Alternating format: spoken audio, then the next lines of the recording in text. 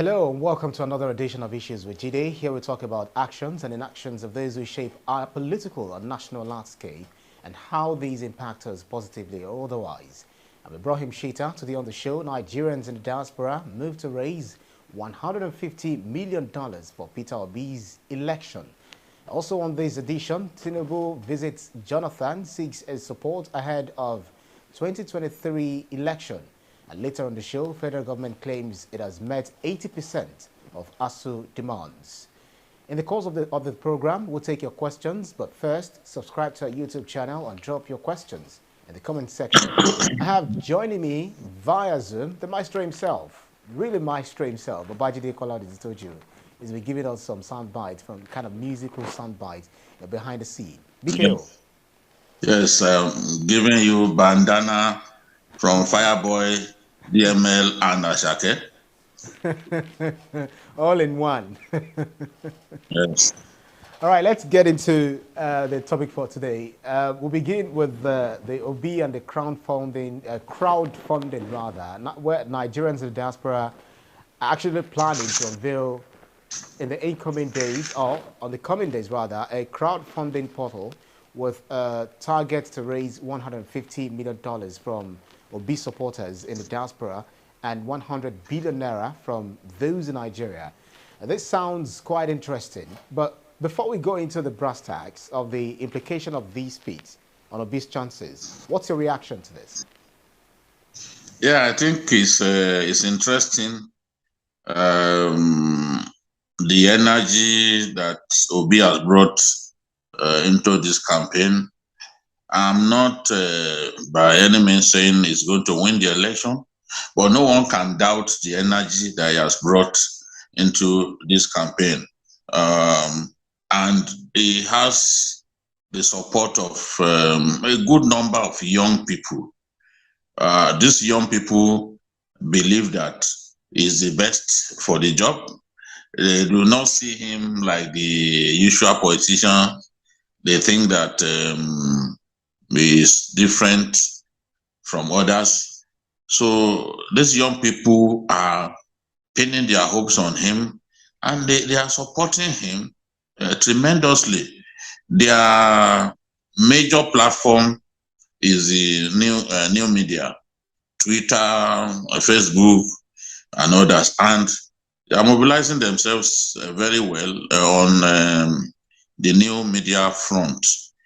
But politics in our country is is played largely outside of social media. So they will need to rejig their strategies. But it's significant the way they are mobilizing themselves on social media. Crowdfunding has helped some small political parties outside of our country in the past, to generate money. And Obi has seen crowdfunding as one way by which he can raise substantial funds that will make him more formidable than he is now. And, he was invited by Nigerians in the diaspora to come and talk to them again. These young people that I spoke about earlier. And Obi was in the US, California, Los Angeles, Germany, London, Rome, Canada, and in these countries, he spoke to the people. Town hall kind of meetings that he had. He spoke with them, talked about how he plans to address the problem of power supply in our country, insufficient power supply.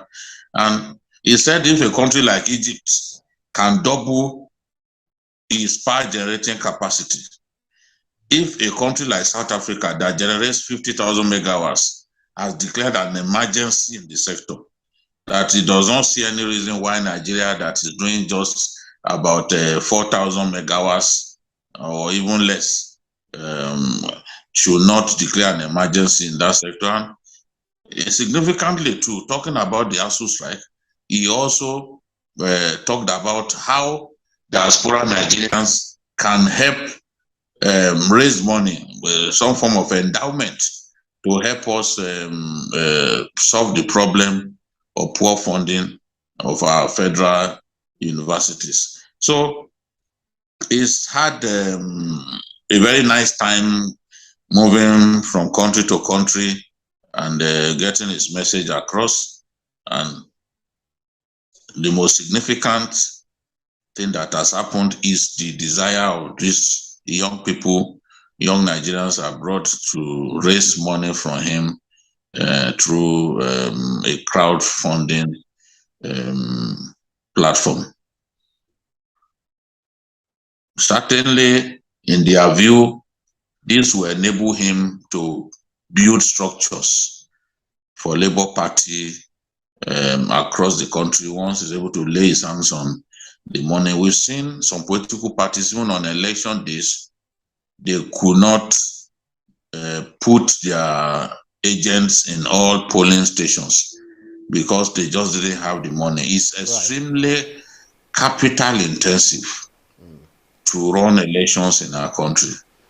You can imagine with all the polling stations that we have in the country, absolutely, at the local government level, at the state level, you have to provide your agents in all of those polling stations. And that naturally will cost money because the party and the candidate has to raise money, to give these agents so that they can go and do their job. So as far as these Nigerians in Canada and the US are concerned, the money that they are going to raise for View will enable him build structures for his party, the Labour Party, that will make him a lot more formidable in the 2023 election. So that's the whole idea. Yeah, Mikhail, but there is a bit of a problem. Political parties that engage in crowdfunding have to take the legal framework into account. So against this backdrop, won't the obese Labour Party be running foul of Section 85 and Section 225, subsection 3 of the Electoral Act, which stipulates, and I quote, A, hold or no political party shall A, hold or possess any funds or other assets outside Nigeria, or B, be entitled to retain any funds or assets remitted or sent to it from outside Nigeria. What say you to this?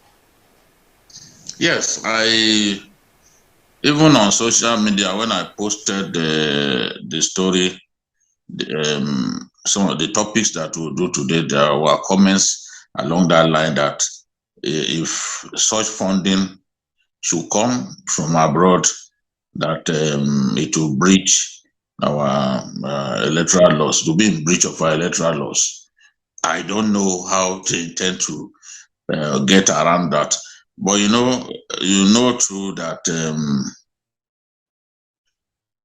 diaspora Nigerians contribute so much in terms of our foreign exchange earnings. A good chunk of it comes from diaspora Nigerians, just like as it is the case with Indians. The Indians bring in foreign exchange into their country more than any other country. A lot of them are in America, working and sending money home. But I really don't know how they want to get around this, but I can see that they are determined to bring in the funds. They are talking about generating money in Nigeria as well. His supporters in Nigeria. Perhaps their plan is to pass this money to obese representatives in Nigeria in a manner that can circumvent our law. Yes, that law is there, but I can also say that they appear determined. And you know how difficult it is for us to enforce laws in our country. I won't be surprised if, in spite of this provision, these individuals go ahead to raise the money that they need for Obi by circumventing the law. But the determination is there, and time will tell whether they will be able to achieve this. The whole election is just just a little more than 160 days left. So we wait to see how they want to achieve their aim, but they are determined to raise money, and don't bet on that happening.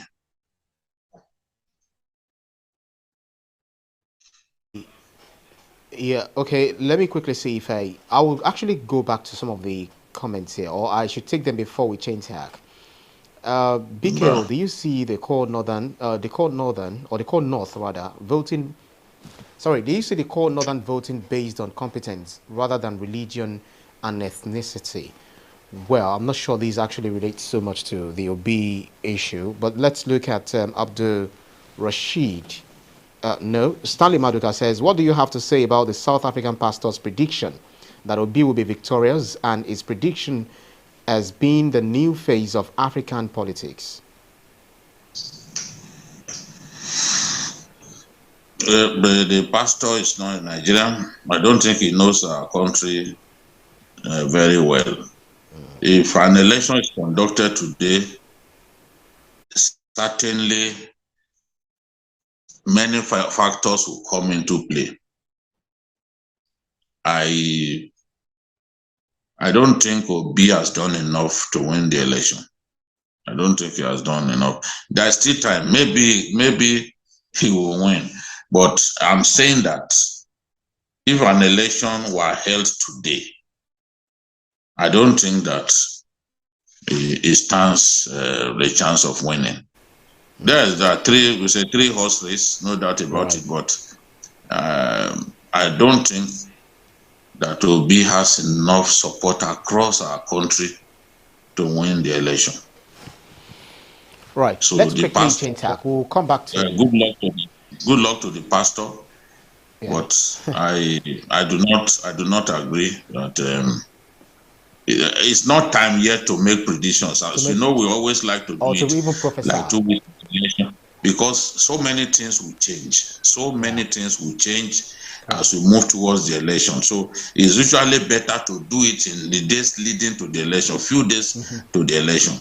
But I'm saying that if an election were held today, from what I can see, I am not convinced that he has done enough to be able to win across our country.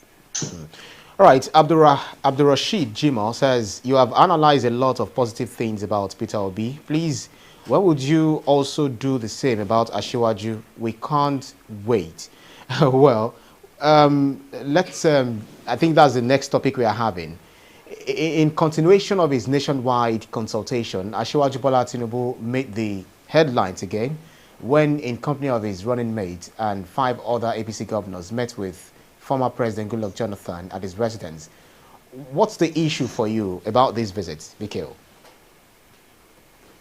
No, I think it's a good decision. I've seen the PDP people attacking him, calling him a hypocrite that he attacked Jonathan for 6 years, only to now go to Jonathan now to seek his support. But this rantings of childish people.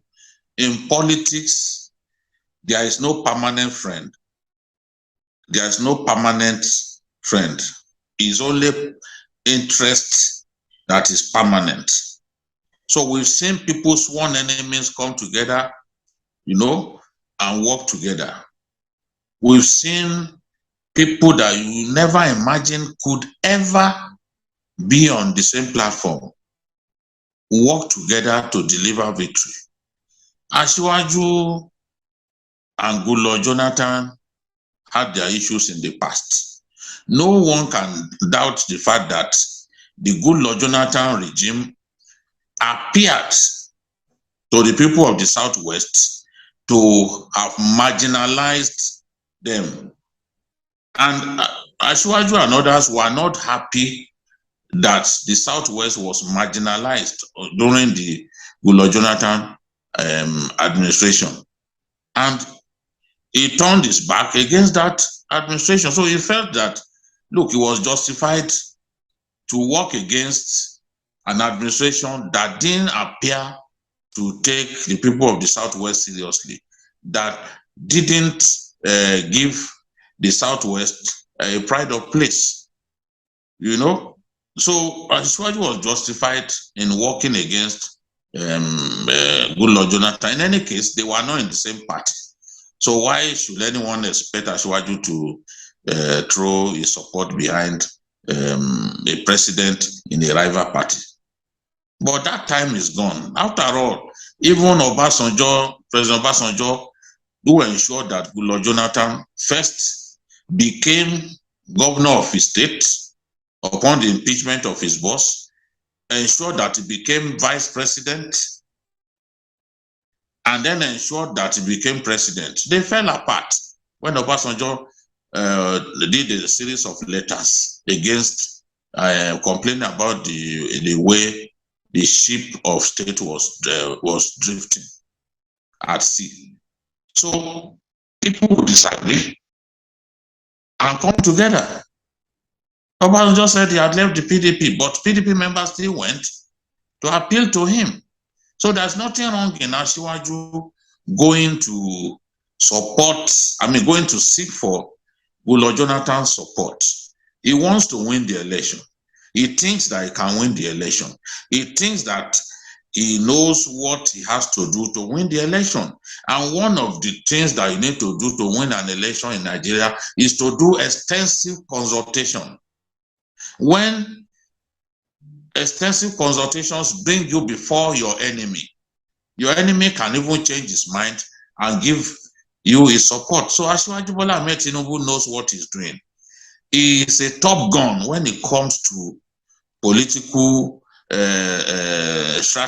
strategizing in our country. He's a top gun. He hardly gets it wrong. He weighs his actions very well. So he's gone to Goodluck Jonathan now, believing that Goodluck Jonathan remains a critical stakeholder in the Nigerian project.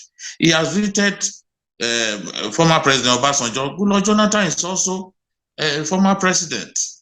So he's done the right thing by going there. Even if Jonathan doesn't support him, Jonathan will remember that Tinubu came to seek his support. By showing respect to him, by going to him, he has given himself a fair chance of securing Jonathan's support if and when that time comes. We've also seen him go to other people. He even went to visit, he went to the people that he contested the primaries of the APC with. He's visited even some of them who didn't score a single vote. He visited them. He visited the governor of Kogi State. He visited Vice President Osinbajo. He visited Rotimi Amechi. So it's just the man's way of making himself stronger. And when eventually, if God says he's going to win and he wins, people will not remember the sacrifices that he made to ensure that he got the desired victory. And going to all of these people, seeking their support, going to Obasanjo, going to this, going to that, is one way of working hard towards his own success. So he's done that very well. It worked for him during the primaries. By the time some people got to them, so the people that he visited, they said, no, we already have our candidate in Bola Ahmed Tinubu.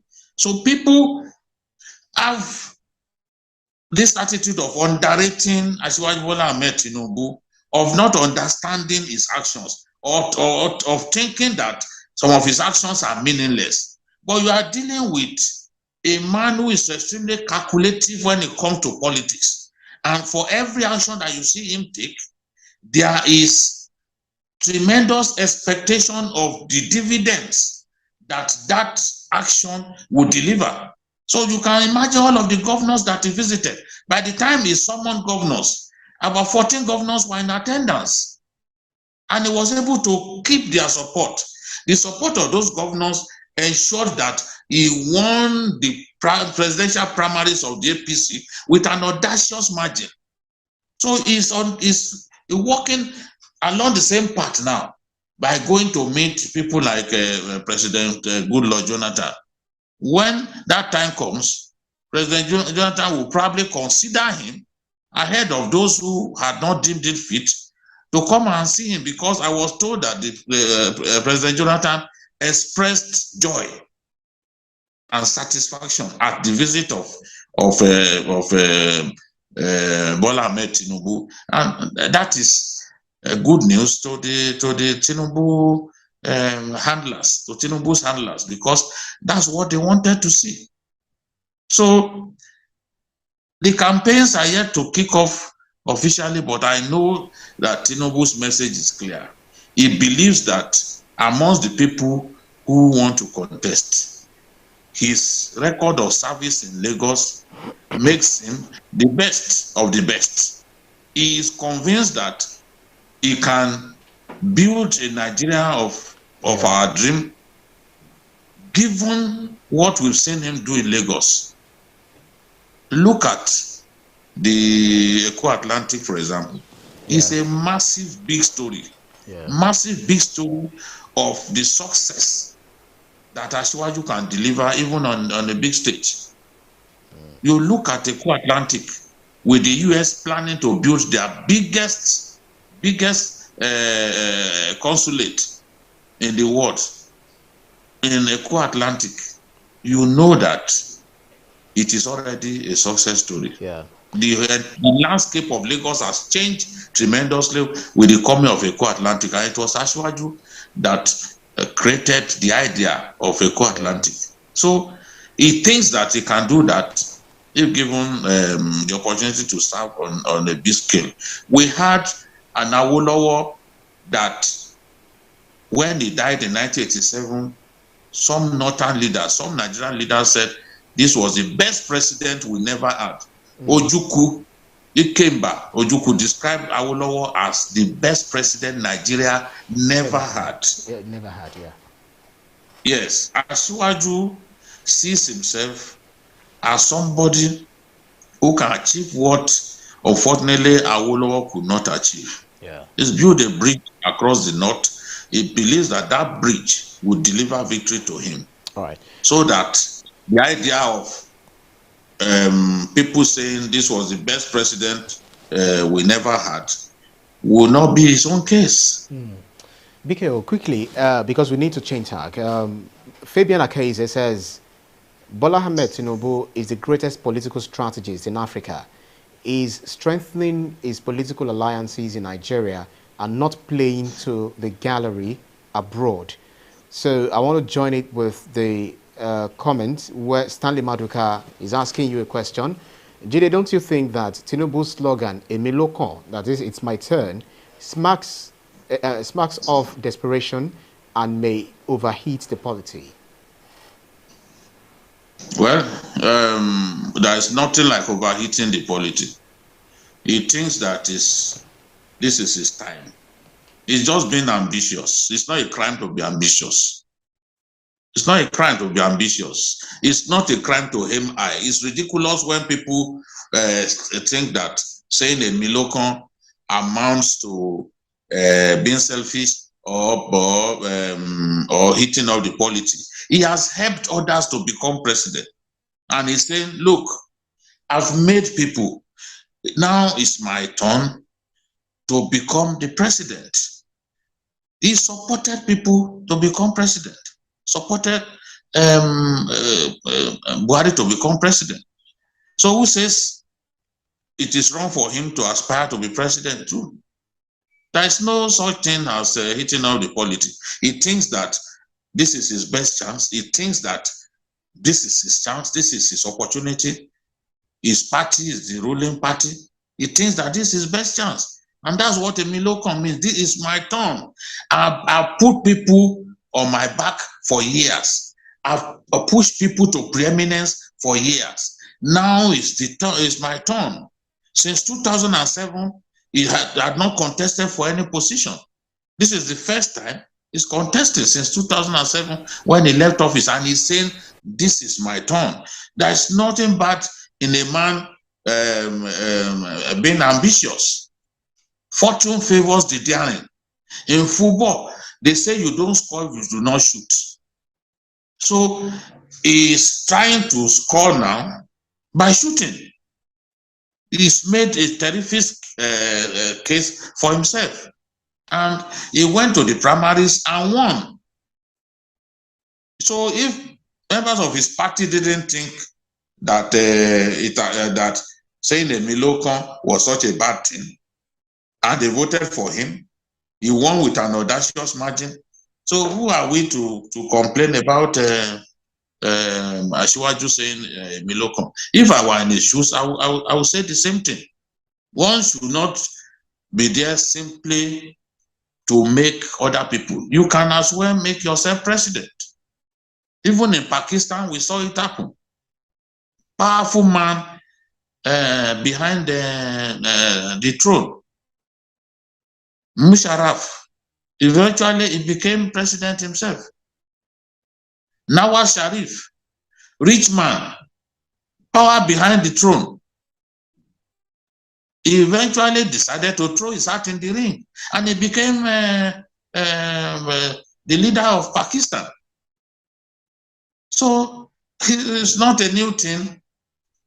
Godfather believing that, yes, if he had helped others to become who they are, it's his own chance now to become president. That's the way it is. He has done nothing wrong by saying Emilokon. What's in the word? What's in the phrase? Absolutely. Yeah, so let's quickly visit our very last issue for today. There have been mixed reactions on the claim that the federal government has so far met about 80% of the demands made by the academic staff union of universities, while other academics support ASUU. Others from within the academia criticizes ASUU for being the main problem, especially on the issue of IPPIS. Let's share your view on this, Bikil.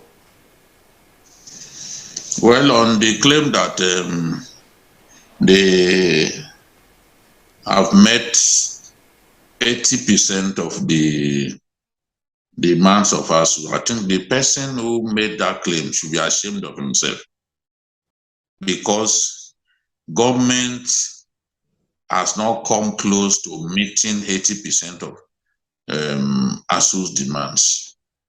What are the demands that they've met? And academic allowance. Before the decision to call off the first strike, ASUU asked for payment of their earned academic allowance. Government paid the first tranche. There are still 2 tranches of that payment to go. There is the issue of the University Revitalization Fund. Government paid part of the money. They are yet to pay the remainder of that money after more than 1 year of paying the first installment. Let's go to the issue of visiting panels for the universities, the visitation panels for the universities. Government claimed that it has met that demand, but where is the report of the visitation panels to the various universities? Except if the report of the visitation panel is released today. The naming bricks committee that government set up in March this year to renegotiate the 2009 agreement of ASUU, agreement with ASUU, has since submitted this report. There is no evidence in the world that the Nime-Briggs panel report has been implemented. We know that Nime-Briggs made some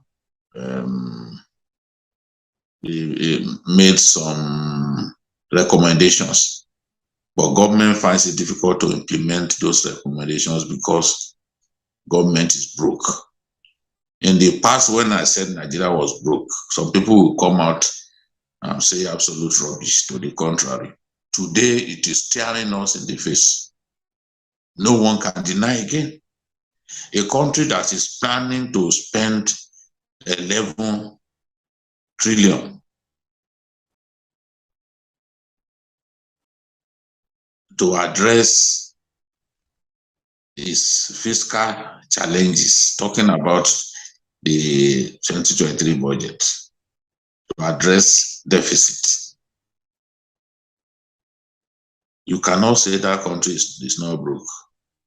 A country that is currently owing CBN 19.6 trillion and is projected to owe the CBN 22 trillion before the end of the year.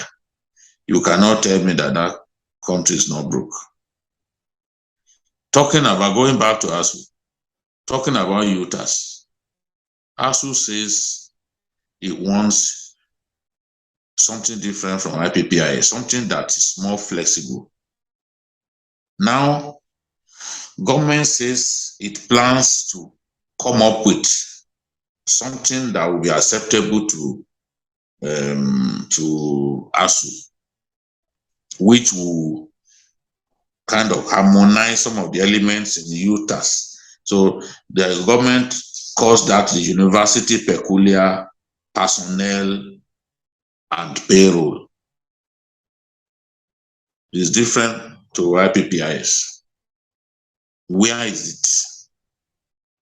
There is no evidence that that one too has been delivered. But the strategy of the minister, of the absentee minister of education and other people is to try to demonize ASUU. Look at the Minister of State for Labor,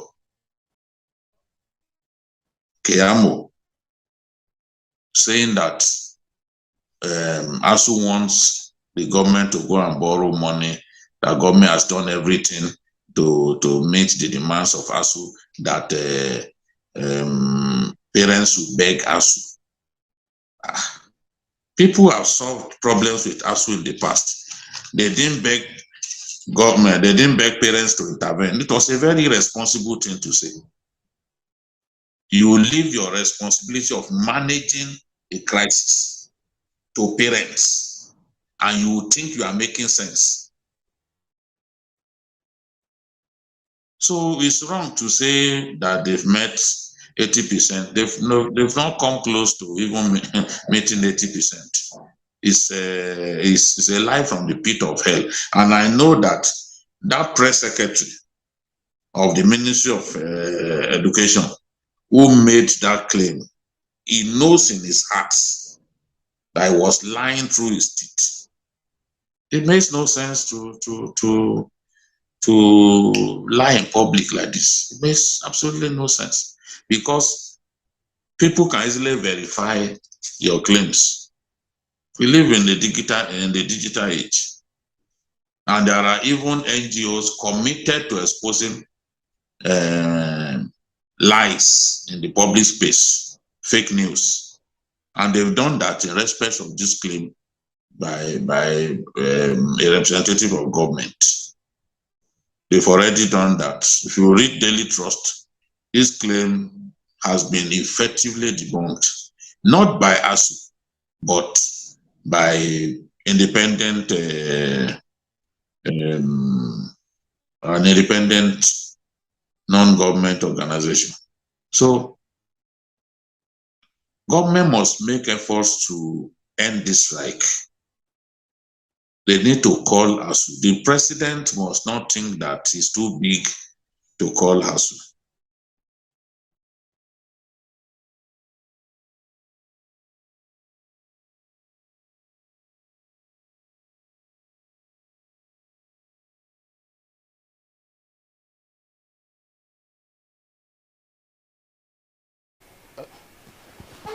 BKO, are you there? Hello, BKO.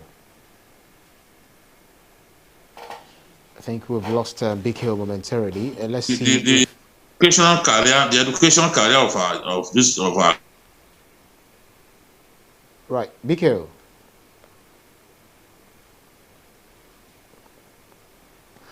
Okay, while we try to see if you'll be able to link BKO back, let me quickly take two questions, comments rather. BKO, are you there?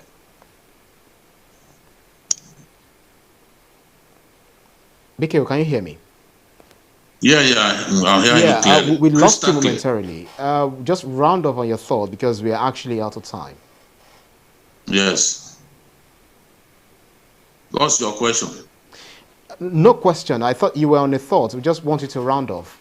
Yes, the point I'm making is, look, the educational career of our young people, you know, has been put in jeopardy by this needless strike.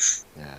But I still expect that government will do the right thing. People are heaping all the blame on ASUU. They forgot that somebody got into a memorandum of action which led to the suspension of their strike.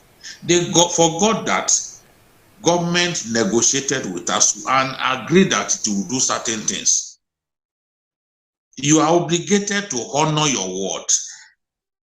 So instead of simply abusing ASUU and heaping all the blame on ASUU, why are you not encouraging the government to call a meeting? When was even the last time they sat down to try to have a meeting to resolve this? When was the last time?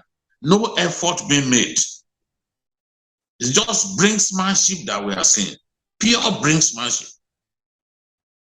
But we don't need this. We need the strike to end. Government has to play its part. ASUU has to play its part. Between them, they must show a sense of responsibility and put an end to this obnoxious strike. Absolutely. Right. Well, BKO, you've said it all. Because of our time, we just need to go. And that's our show for today's edition of Issues with Jide. Special thanks to you, Babajide Kolade-Otitoju, for those insightful analyses, as always, BKO. Thank you. Thank you. And thanks to you to our audience for joining us on every edition. You can see the program again anytime by subscribing to our YouTube channel, TVC News Nigeria. Click on the subscribe button to get the latest information. You can also follow us on our social media platforms at TVC News NG and also at Ibrahim TVC News. On behalf of the rest of the team, I'm Ibrahim Shita. See you again next edition. Bye for now.